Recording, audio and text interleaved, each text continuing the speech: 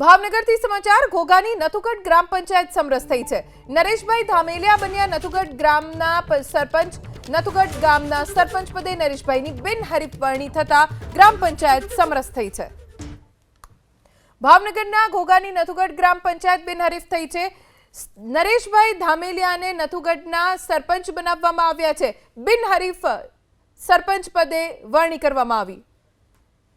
तो भावनगर वलभीपुरनी नवागाम लोलियाणा ग्राम पंचायत पर समरस थई। सरपंच पदे लीलाबेन परमारनी बिनहरीफ वरणी करवामां आवी छे। लीलाबेन परमार बन्या नवागाम लोलियाणाना सरपंच।